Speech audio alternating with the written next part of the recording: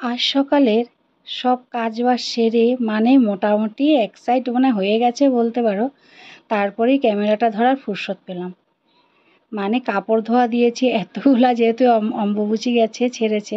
তো অম্বুবাচীর পরদিন তো করা যায় না, যেহেতু অনেকেই বলে যে সধবা মানুষরা করে না। আর আমার বাড়িতে কী বলতো, বিপত্তারিণী পুজোটা হবে। তো তার জন্য যে ঘরের সব কিছু ধুচ্ছি, তাও মানে আজকে শেষ না, আবারও 2-3 দিন হয়তো বা ধুতে লাগবে। তো এতগুলো ধুয়েছি যা তারের মধ্যে আর জায়গা হচ্ছে না। কতগুলো কাপড় দেখো, এগুলোকে পুরোপুরি টান টান করে দিতেও পারিনি জায়গার অভাবে। তো এগুলোকে ধুয়ে দিয়েছি, ঘর মোছা টোছা যাই বলো, যে বাসি কাজ, ঘর ঝাড় দেওয়া সব করে পুজো সেরে তারপর তোমাদের সামনে এসেছি। তো এখন তোমাদেরকে জানাই শুভ সকাল বন্ধু। ভালো আছো তো সকলে? আমি ঠিক আছি। সুমিতাস লাইফের আরও একটি ভিডিওতে তোমাদের অনেক অনেক স্বাগত। আর তোমাদের জন্য রইল অনেক ভালোবাসা। তোমাদের ভালোবাসা জানিয়েই আজকের এই ব্লগটি শুরু করছি।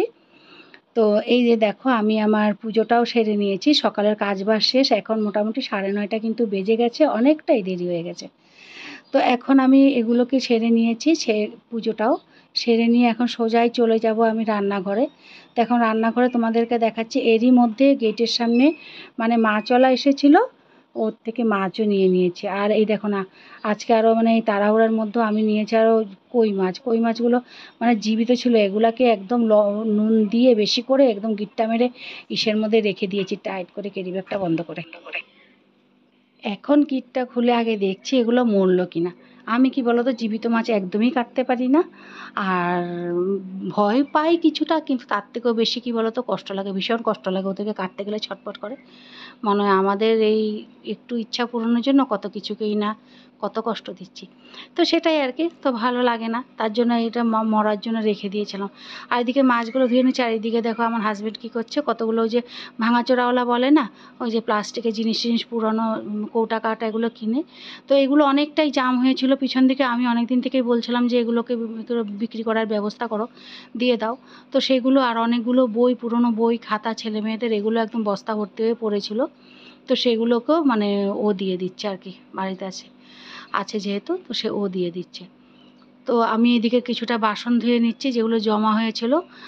এগুলোকে ধুয়ে দিয়ে তারপর আমি মাছ কাটতে বসবো। তো মাছগুলো দেখো, এইভাবে মাছ কাটতে অনেকটা সুবিধা হয়। অনেকে জানি না এভাবে কাটো কিনা। আমি আগে ভীষণ কষ্ট হতো আমার এই কই মাছ বলো, এই তেলাপিয়া মাছ যেগুলো, এগুলো কাটতে হাতের নখের মধ্যে কাটা ঠিক ঢুকেই যেত একভাবে।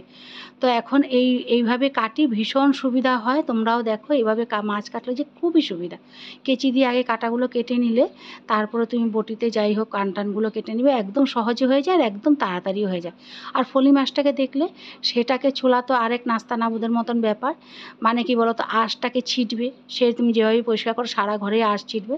তা আমি যেভাবে করছি দেখো, তোমাদের ভালো লাগলে তোমরাও করতে পারো। তো মনে করি ভালো লাগবে, আশা করছি যে ভালো লাগবে, কারণ এইভাবে করলে না আঁশ ছিটেও না, আর খুব জলদি মাছগুলো পরিষ্কার হয়ে যায়। তো দেখো, এই যে আমরা যেটাকে বলি কদ্দুকস, যেটাকে বলি আর কি, যে ঘষার যে গ্রাইন্ডার, তো এটাকে দিয়েই যে মানে করলে মানে ঘষে দিলে চামড়াগুলো মানে আঁশগুলো খুব তাড়াতাড়ি উঠে যায়। দেখো পটাপট উঠে যাচ্ছে। আর তার আগে মাছটাকে একটু 10 মিনিটের মতো যদি জলে ভিজিয়ে রাখো, খুব তাড়াতাড়ি মাছগুলো মানে পরিষ্কার হয়ে যাবে। আর এই দেখো, বাদবাকি যা একটুখানি ছিল সেটুকু একটু বটিতে করতেই বাস উঠে গেলো, না নখ দিয়ে ঘষলেই উঠে যাবে।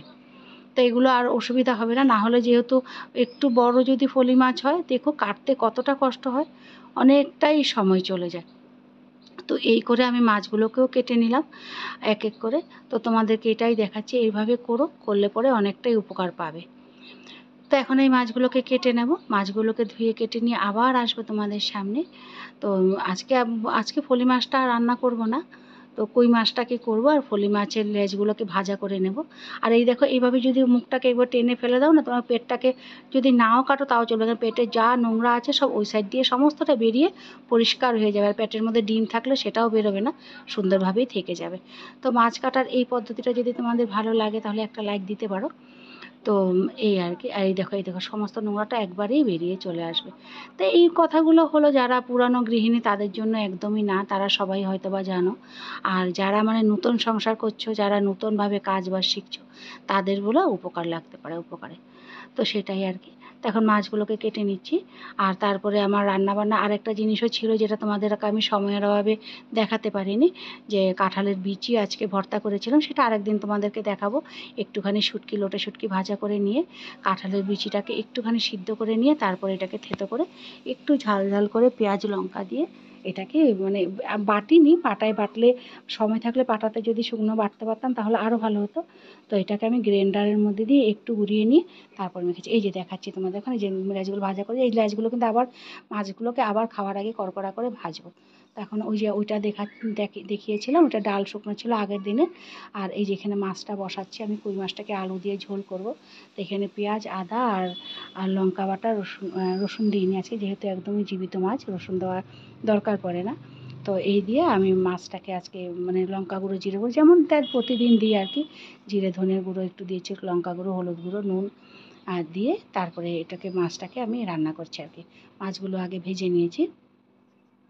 তো এই দেখো একটুখানি আলু ভাজা, মেয়েটা যেহেতু সহজে মাছ খেতে চায় না, মেয়ের জন্য একটু আলু ভাজা আর একটু মাছ ভাজা, মাছগুলোকে আবারও একটুখানি কড়কড়া করে ভাজবো। আর এই ছিল কাঁঠাল বিচি ভর্তা, আর ছিল কই মাছের ঝোল। সেটাই ছিল আজকের মেনুতে, এই ছাড়া আর বেশি কিছু ছিল না। ও এটা ছিল ডাল শুকনো, এটা আগের দিনের ছিল ডালটা। তো সেটাকে একটু বড়ই দিয়ে শুকিয়েছি, একটু টক টক লাগলে ভালো লাগে, আর একটুখানি পেঁয়াজ আর লঙ্কা দিয়ে মেখেছিলাম ডালটাকে। খেতে ভীষণ ভালো লাগে এভাবে ফেলে না দিয়ে, যে বা আগের দিনের জিনিসটা এভাবে যদি খাও খুবই ভালো লাগে, সেটা খাওয়া যায়। তো এখন দেখো খাওয়া দাওয়া তো পুরোটাই শেষ। এখন দেখো বিকালের কাজবাজ দেখাচ্ছি। বিকালবেলা এই সন্ধ্যার আগে আর কি আমি বাইরেটা ঝাড়ু দিয়ে নিচ্ছি, আর আমার মেয়ে দেখো আমার আগু পিছু করে যাচ্ছে ক্যামেরাটার সামনে। ও একটু ঘুরঘুর করছে, ও বলছে আমি ক্যামেরা করি, আমি ক্যামেরা করি, এই জন্য হাসাহাসি করছে। মানে দেখতেই যা বড় হয়েছে, না হলে বাচ্চা মেয়েটা এখনও আছে আর কি। তো এই দেখো এখন এই ওয়েদারটা দেখাচ্ছি, আকাশটা অনেকটাই মেঘলা মেঘলা। তো যেহেতু সন্ধ্যা হয়ে আসছে, তো অনেকটাই মেঘলা আর কি। তো এখন দেখো সন্ধ্যার পরে মানে কি বলবো, আজকে সারাদিনে না কাজ করতে করতে সত্যি হাঁপিয়ে গেছি। মানে একটার পর একটা যেন কাজ আজকে যাচ্ছে না, বসার ফুরসত পাচ্ছি না। ঘরে একটা পুজো পার্বণ হলে না দেখবে মানে কাজ মনে হয় আর শেষই হতে চায় না। মানে করেই যাচ্ছি সারাদিন। এই সারাদিনে যে এতগুলো কাপড় ধুলাম, এখন সেগুলোকে গোছগাছ করার পালা, পুরোটা ঘরকে আবার ঠিকঠাক করার পালা, কারণ সোফা টোফা সব বিচ্ছিরি অবস্থা হয়ে আছে। তো সেগুলোকে গুছাবো, এই বিছনাটাকে ঝেড়ে নিচ্ছি। ছেলেমেয়েরা আজ কি বলো তো, ওরা গেছিলো একটুখানি পড়তে গেছিলো, মেয়েটা মিসের ঘরে, আর ছেলেটা আরেকজনের কাছে আর কি, দুজনের কাছে পড়তে গেছে। তো ছেলেও একটু পরেই চলে আসবে, আমি কাজ করতে করতে আসার সময় যাচ্ছে ওদের। তো আমি এখন বিকালে চাও খেয়ে নিচ্ছি, চা খেয়ে তারপর এই কাজগুলো করছি আর কি। তো দেখো কাজ করতে করতে সত্যিতেই যেন হাঁপ ধরে যায়। এক নিঃশ্বাসে কাজ করতে থাকলে বসার ফুরসত পাচ্ছি না। আর ঘরে একটা ওকেশান হলে পরে না এইভাবে মানে কি বলবো, একটার পর একটা খালি ওকেশানের দিনই তো আর কাজ না, মানে একটার পর একটা হতেই থাকে, চলতেই থাকে। তো এই যে দেখো কাজগুলো মানে এখন বিছনাটাকেও ঠিক করে নিচ্ছি, বালিশ কভার দুটো ধোয়া হয়েছিল না, তাই এগুলোকে খুলে নিলাম, এগুলোকে ধুয়ে দেবো। আর বিছনা বেড কভারটাও আজকে নামিয়ে নিলাম। আমি বিছনা বেড কভার 1-2 দিন পরে পরে আমার কাচা ধোয়া হয়ে যায়, সেগুলোকে আমি ফেলে রাখি না। আর জানলার পর্দা, দরজার পর্দা এগুলোকেও লাগাতে হবে, এগুলোও লাগাবো। আর এই যে ছেলে আমার এসে গেছে, আমি ওর সাথেই কথা বলছি পিছন দিকে ঘুরে ঘুরে, ও এসে গেছে, ওর বাবা এখন বাড়িতে নেই, আর আর ওই মেয়েটাও পড়তে গেছে। তো এই যে দেখো আমি পর্দাগুলো এখন লাগিয়ে নেব।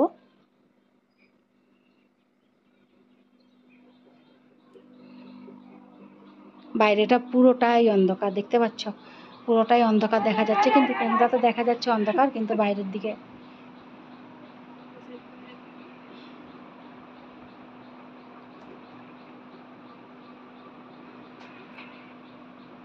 এই ঘরটা তো মোটামুটি ঠিক হলো। এবার ওই ঘরটা অনেকটা কাজ বাকি, এই কতটা সারতে পারি।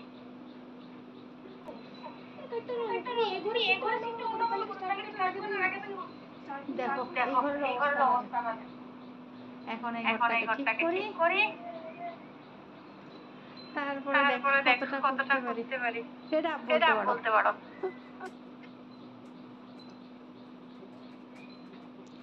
এখন এই দিকটাও গুছিয়ে নেব। তো গুছাতে গুছাতে ওই যে যাই বললাম ফেড আপই বলতে পারো, একদম কাহিল হয়ে গেছি, মনে হচ্ছে একটু বসি।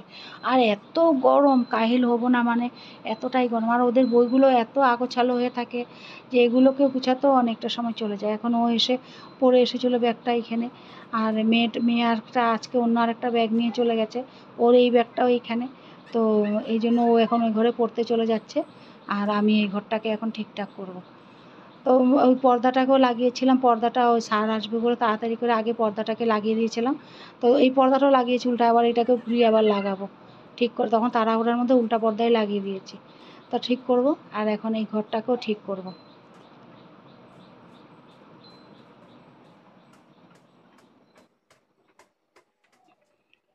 এখন এগুলো ঝাড়া মোছা করবো, ঘরটাও অনেকটা মানে যতই ঝাড়ি তারপর দেখবো ঝাড়ু দিয়ে ঝাড়লে পরে আবারও বালু বেরোয় এর থেকে। এখন বেড কভারটা পাতবো।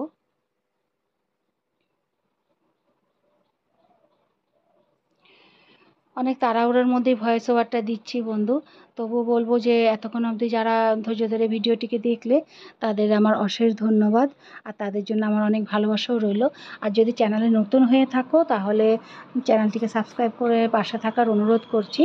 আর ভালো লাগলে একটা লাইক দিও, আর কমেন্টে জানিও তোমাদের যদি কিচ্ছু বলার থাকে আমাকে।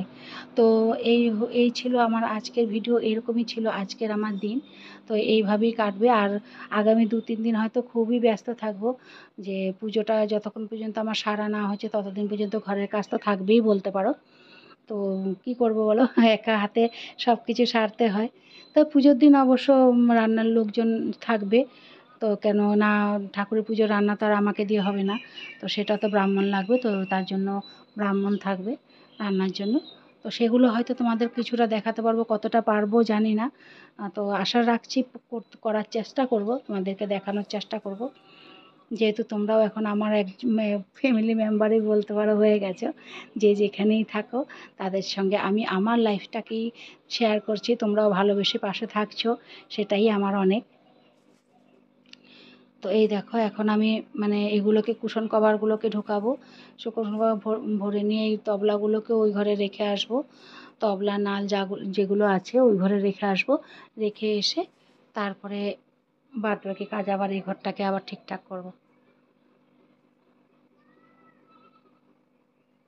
তো এগুলো হয়তো বা তোমাদেরকে 5 মিনিট 10 মিনিটে দেখালাম, কিন্তু এই করতে আমার অনেকটা সময় চলে গেছে।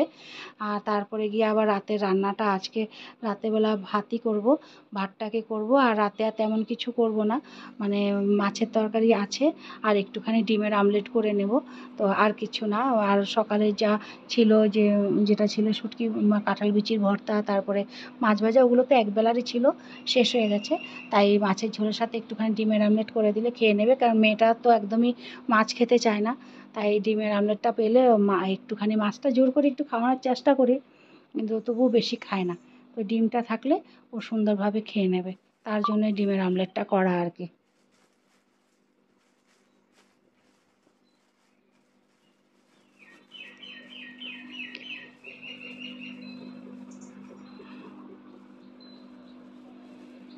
তো এখন এক এক করে কুশনগুলোকে কভারগুলোকে ঢুকিয়ে নিচ্ছি।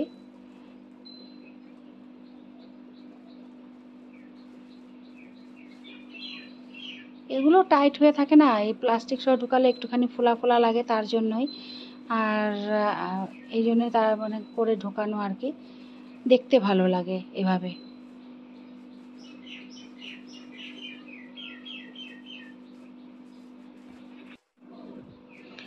তো এখন দেখো এক এক করে আমি কুশন কভারগুলো ঢুকিয়ে নিলাম, আর তারপরে এই দেখো আমার ঘরের অবস্থা এইভাবেই, ঘরটাকে মোটামুটি ঠিক করেছি, তবু অনেকটা কাজ বাকি। তো ভালো লাগলে পাশে থেকো বন্ধু, আজ তাহলে আসি।